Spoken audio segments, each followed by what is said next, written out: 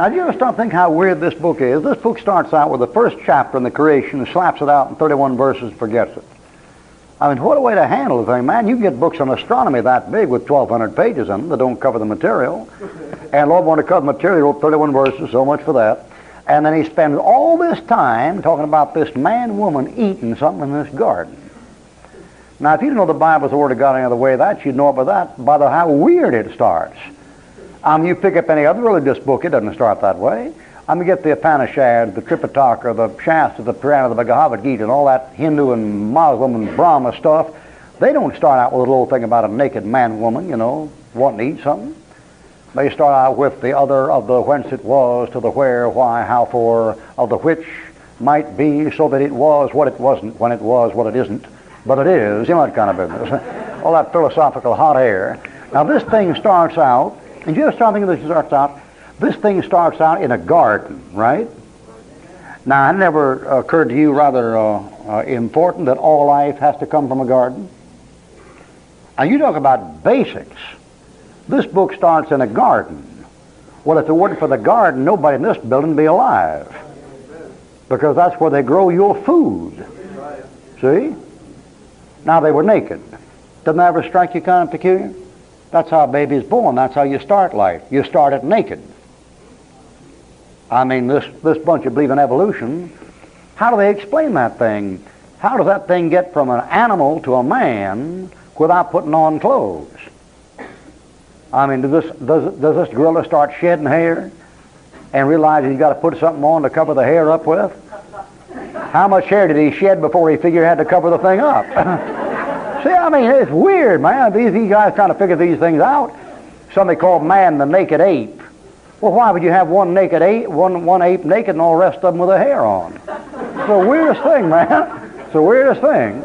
Now, this thing here begins with a naked man, naked woman. Now, do you ever stop thinking about this? It begins naked. That's how you began, right? Then the first thing they heard was, honey, don't put it in your mouth. Now, it's the first thing you try to get in that kid's head. See? Because it can kill him. All right, now the first thing that kid does when he's old enough to do anything, if he starts putting stuff in his mouth he shouldn't put in his mouth. And then when something goes wrong, you catch him and he's got a brother or sister, what does he do? He blames it on them. And you're dealing with basics, man. That Bible says all the labor of a man is for his mouth, but the appetite is not yet filled. And when old Sigmund Freud, he's about half crazy, got fooling around with what was wrong with people, he said the trouble is oral complex. It's the trouble with the training of the child as a baby that has to do with wanting to put things in its mouth. Well, you could have got that from Genesis 2 and 3 without Sigmund Freud. Sigmund Freud died of cancer of the lip and the jaw from smoking too many cigars. He had an oral complex himself. Physician, heal thyself. Oh, now that thing begins with a naked, somebody that's naked. They want to put something in the mouth. Now, whoever created life knows the basic problems. And when he wanted to write his book, whoever created life began it just where you begin it.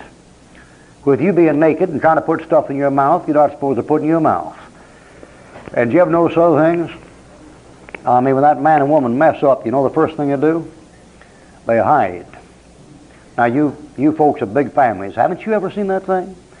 Haven't you ever in the living room crash and then pit, pit, pit, pit, pit, pit. I've heard that many a time, brother. Many a time, boy. And they're coming, who did it? Pete. Pete? Mike. Mike, who did it? David.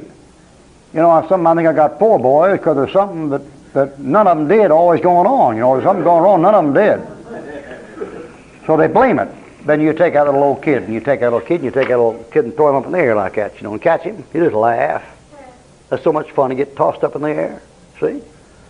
I mean, you don't go 2 more chapters, and Enoch is translated. He's caught up that he should not see death.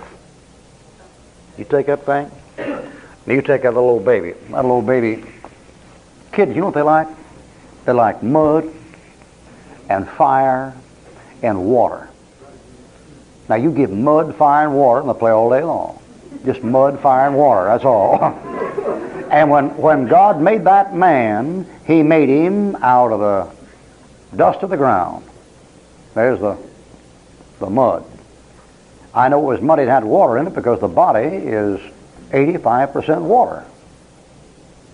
And then as soon as he drove them out in the next chapter, he put everywhere at the tree of life a cherubim with a flaming sword. And you people that grow up, you want to get you a fireplace. You sit there and you'll look and you'll look and you'll look and you'll look. You know what you're doing? I mean, you don't know what you're doing, but you know what you're doing? You're trying to see back through there where you came from. Trying to get back in that garden. Oh, yeah, man, I'll tell you. There's so much that Bible explains, boy, it's just pitiful. And you know what you want to do? You want to get you a house by a lake or by the ocean. And then you get out there and sit and you just look. You'll look, you'll look, you'll look at that water. What are you looking at that water for? First chart, you're trying to see through it to your home on the other side.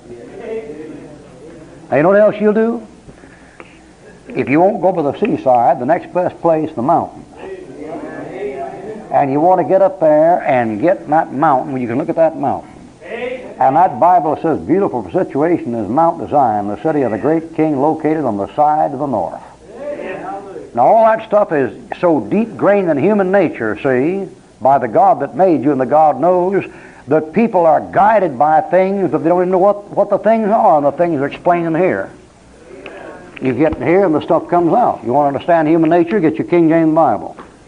The psychiatrists, they don't know what's going on, man. Two psychiatrists going up in the elevator one day, and one said, I'm feeling a little schizo today. The other one said, that makes four of us. All right. Okay. Let me give you the... Have you ever noticed little babies when they're naked are not ashamed? The man and his wife were naked and they were not ashamed. And out there at Pensacola Junior College and West Florida University, they're trying to get you to take your clothes off, and they're saying there's nothing to be ashamed about. Thank goodness we're getting rid of this false modesty, you know, and all this kind of business. You know what they're trying to do? Get back in the garden. That's all that stuff is. You can't get back in the garden. We're ruined. There's something about naked flesh that is shameful. If I just strip right naked in front of you here tonight, there'd be something shameful about it. You say, what is it, mid-Victorian prudery? No. You say, what is it, tradition upbringing? No. You say, what is it? It's there, man. We're fallen. We fell. And if we hadn't fallen, there'd be nothing to it. The surest proof we're depraved, that's the proof. You watch little boys and girls. I remember one night, my little girl Priscilla came. We had a whole company, a bunch of company in the living room, 3 or 4 families sitting around there. And I just told Priscilla not to do something. And she back in the bathroom taking a tub or something. She's about 2.5 years old. And I did like at her, and walked back out. And about a minute later, I'm in the living room, and in she came there, just the way she was born, man, with that washcloth in her hand, and she walked in there and looked at all of us, and she went, well, that kid standing out a stitch on, she wasn't embarrassed. Didn't bother her a bit, brother.